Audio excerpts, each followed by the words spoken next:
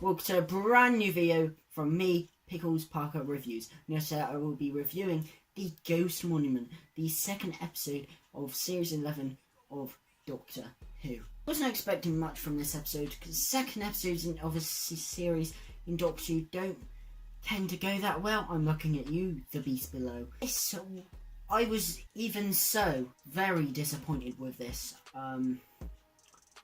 And yeah, I wasn't expecting it to be great, but I just came very disappointed. But I will talk about that later. Everyone was expecting some new opening titles, and this episode did not disappoint. And we have the new title sequence. I can see why people love it. It's definitely more classic-esque, and the vortex I do quite like. But the incorporation of the logo bugs me. It's like it's just there. When you compare it to the first logo reveal trailer, where you have the TARDIS going there and it zips around through it, and then it has the through line, it has the logo there, and it has that awesome bit of music. That is so cool, and that's just why I'm not as overwhelmed with this new title sequence as everyone else. It's just, you think of what we could have had, and it's just a bit annoying really, because I did prefer that first reveal logo trailer, and it would have been nice to, you know, have that as a kind of a title sequence. I've extended that, but you know, this episode starts very well actually. While I was disappointed with this episode, the first scene is great. It's a great build up, and it's a good resolution to a cliffhanger. It's directed very well by Mark Tondre. He did a good job at directing this episode, especially with the variety of different landscapes. That looked really cool. It wasn't quite as good as Jamie Charles' direction last week, but it was still very nice. Some of the constant close-ups were a bit annoying though, but this scene is really done well. It's all one continuous shot, no cuts, which I think really makes it feel really manic, and it gets a sense of panic. And I think it all works really, really well. We meet these new characters, Epso and Armstrong, and I was a bit underwhelmed with them, to be honest. It's been rumoured that they might return, and I kind of hope they don't, because they just felt a bit one note to me. Armstrong was the one that you root for and the Doctor and friends like. Epso is just the dick, basically. And that's kind of the roles they fulfill. I don't know, they just were a bit underwhelming to me. I thought they could have been more. And yeah, they were just a bit wasted, really. I think they're pretty pointless. And that's not the first thing that pointless, because there's loads of pointless random ideas in this episode. It's like Chibnall. He had a dartboard with loads of ideas, and he just lobbed the darts at the dartboard. And it was like, yep, and he just took them, all these random ideas that don't fit, and chucked them all in this episode. And that's what happened. There are loads of just underdeveloped, underbaked ideas, but they're all raw. None of them are cooked. It's like Desolation being the final planet. That's mentioned once, never brought up again. The reason the Doctor and co didn't land on the planet and were in space is because the planet was out of orbit. Why? We don't know. It's never brought up again. It's actually an interesting idea. I would have liked to explore that more. The race is that guy. Who is he? Why is he getting these people to race? What is the race? We don't really get that. And yeah, then you have the Ghost Monument itself, what this episode is titled from. What is it? Oh yeah, it's a TARDIS. It's not a big deal. We just see it's the TARDIS, and then it's never brought up again until we see the TARDIS at the end. It's not a big deal. Why is it called the Ghost Monument? I don't know, because it would be a good title for a Doctor Who story. It resembles nothing of a ghost monument, whatever that would even look like. And the TARDIS itself, apparently, it's been there for thousands of years, stuck in that same spot. That could have been really interesting to explore. But nope, that's all just been forgotten about. These episodes, they're just dropped in, and then you just never hear about them again. And it's so annoying, because there is all these ideas, they never come to fruition. There is not a single idea in this episode that you actually get a good payoff for. They're all just there, but you never get a payoff for any of them. And it's just very irritating, really. So I call these random villains. Oh yeah, Killer Water, don't touch it. So, no one touches it, and we never hear from it again. Those robots were just really generic. And were a bit rubbish, really. And the paper, that kind of scroll texture, I think they're called the remnants. Yeah, what was that about? They're just whispering. They could have been pretty cool. Nope, they're gone. It's like, seriously. Like, I want just one good villain, not just 3 rubbish underdeveloped ones. And then what happened to Desolation? The Doctor keeps on saying, what happened to Desolation? And she keeps on saying, oh, well, what happened to this place? Then you basically just see those markings on the floor, and the Doctor explains to you, tells, doesn't show, which is a rule in TV. You show, not tell. The Doctor is just telling you, no flashbacks, no nothing. And then it's just like, oh yeah, these scientists were forced to create these things from this because of the Stenza, the creatures in the last episode. Like, seriously. We never even got to meet a scientist or anything. It was just all so pointless. All of this stuff could have been shelter work, could have been a random, normal working planet, and this episode wouldn't have changed a bit. It was so pointless, and it just annoys me, because it just reminds me of, like, the Capaldi era. You know, I didn't care if Jodie's Doctor was one of the weaker ones. I didn't care if all the companions were rubbish. I just wanted some good stories, because that is what we've been lacking in the Capaldi era. It's been so long since there was a consistently good run of stories, and, you know, I thought we were stepping away from that. The Woman Who Fell to Earth, while it was definitely safe and a bit bog standard, I really enjoyed. And I was hoping that we get a good run of episodes here, like Series 5. But no, we've already gone down with episode 2.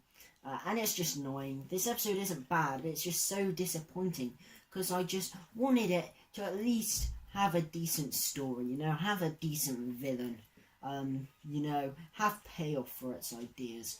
But we just didn't get that. It reminds me of one of Chibnall's other Doctor Who stories, Dinosaurs in a Spaceship, where just loads of ideas are just in there. But then I thought that actually it does also remind me of Twice Upon a Time, where there's just loads of things going on, none of them actually mean anything, no real plot, you don't get a payoff or anything, and that just reminded me of this episode, which is a shame really. Let's talk the main cast then. Jodie's Doctor. Now, my dad turned to me at the end of it and said that he found Jodie's Doctor a bit annoying in this one, because she's just constantly waffling. And what I can see where he's coming from, personally I thought Jodie was one of the best parts of this episode actually. Although I do agree the constant waffling was a problem, that was more to do with the writing from Christian Chibnall than with the, you know, the performance from Jodie herself. And yeah, it does seem she's just saying exposition for this planet, which was quite annoying. And I think that Chibnall needs to write this information into his episodes better. The Doctor just can't tell the audience what happened on this planet. You need to see it. And that was just annoying, because everything we got in this episode was told to us and wasn't shown. And yeah, well, another annoying thing is the overuse of the Sonic. Matt Smith is famous for his overuse of the Sonic, and I feel that Jodie's getting a bit the same. She's always got the Sonic out, so I would like her to rein that in a bit. The not use the Sonic for everything. I thought we had a good thing going with Jodie, but possibly making some new gadgets. It would be nice for the Sonic to just be toned down a little bit. But a nice scene as well was when she used the Venusian Aikido, something used by John Pertwee. Rather than be the usual "hi," it was she just put her I think it was a pinky, or it might have been a finger, on the guy's neck and held him, which was alright. Although I would have liked a "hi." That would have been really nice. But yeah, Jodie I thought was one of the better parts of this episode. Yeah, the companions, Graham, Ryan, and Yaz. Yeah, they're barely in this. Bradley Walsh's character Graham gets the most to do in this.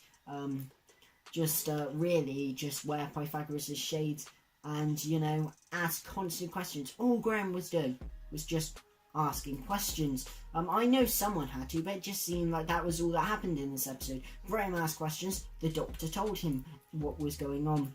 Ryan has that one scene where he takes the gun out, he's like a train for this on Call of Duty, and runs and shoots them all, which was quite a funny scene, and it was a nice one.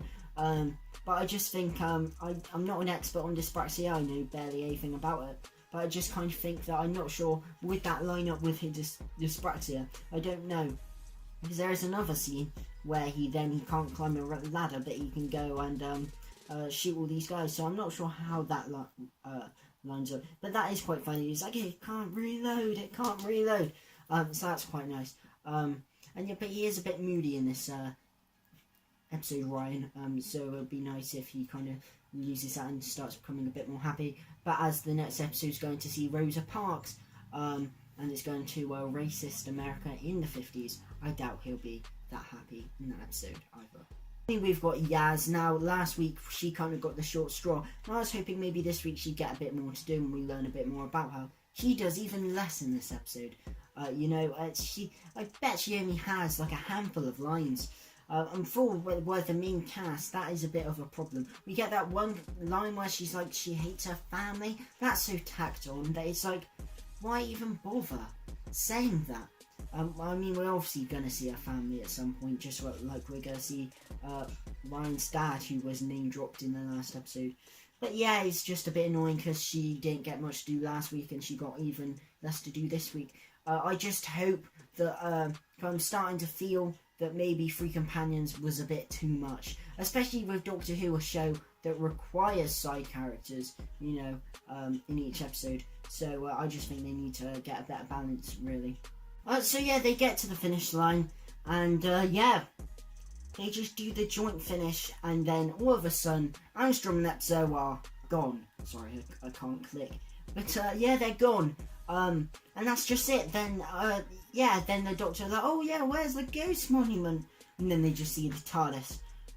No, that was just odd. They're just gone. We don't learn anything about them or anything. They're just off. With the pointless ghost monument, as I already said. And then they're just there, and the TARDIS appeared. Now, I do really like the exterior of the TARDIS. I was hoping to see a TARDIS in this episode. I got worried that we'd have a TARDIS series and see it in the finale. But no, we did see it. The exterior, I really like. It's definitely more classic. Although it will take a bit of getting used to, because that last TARDIS prop, the one that I believe it was the same one they used in Capaldi, that was the one which originally debuted in the 11th Hour, which is beautiful. Yeah, there is this weird thing. It looks like it's animated to me, which obviously it's not. It's an actual prop. But I don't know, that just felt a bit odd. But I'm sure it's just going to take a bit of getting used to. Now they're inside the TARDIS. Now there's been quite a lot of debate about the inside of the TARDIS. A lot of people are quite negative about it and say it's horrible. I don't think it's horrible. I just think that set is too dark. It's like completely black.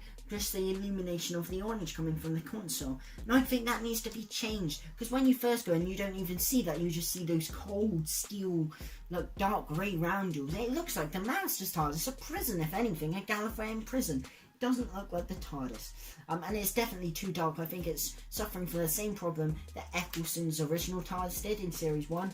And then Paul McGann's TV movie TARDIS. It's a lovely set, but it's just too dark. So you need to turn the lights up a bit.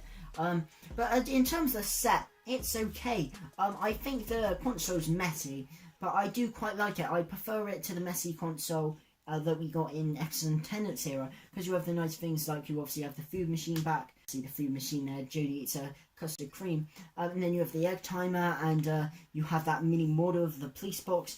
So I think it's very nicely designed. Yes, the sonic screwdriver was coincidentally very of the TARDIS. I'm not sure about those weird like spider things, like the orange stuff which close them in. It's very TV movie TARDIS, but I just don't think it feels right, and it does feel a bit out of scale, really. It's weird. It feels quite big, but it all feels very chunky. It feels like it's very high. So I'm not sure, but it's just gonna take a bit of getting used to. I in my preview showed a picture of that someone put on Twitter of like an updated season 12 TARDIS, and that is what I would have liked.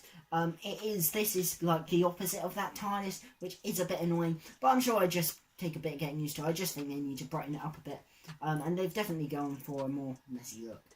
Yes, overall the Ghost Monument. I don't think it was bad, but I was heavily disappointed, just because I thought the story, it just went nowhere. Half-baked ideas just chucked in, never got a revelation or a resolution. They were all raw, none of them were cooked. You know, the companions have barely anything to do. Jodie was reduced to just someone just spinning out exposition for the hell of it. The villains were forgettable as ever, and the side characters didn't leave an impact on me. I was pretty disappointed from this episode, and the title, The Ghost Monument, a brilliant title for a Doctor Who episode that ultimately has nothing to do with the episode at all. I probably sound a bit more annoyed than I actually am with this episode, but I just really wanted the story quality to improve now in this new era, after 4 years of a lot of poor stories in the Capaldi era, and unfortunately that just hasn't happened. Yeah, I'm gonna give it The Ghost Monument a 5.5 out of 10. I was toying with a 6, but I just think because it was so much of a disappointment, a 5.5 is probably a worthy score. Thank you guys for watching. Like this video if you've enjoyed it, and leave a sub as well and hit the notification bell. I will be doing previews and reviews for all of the episodes of Doctor Who Series 11, so stay tuned for that. Thank you guys for watching, and of course, goodbye.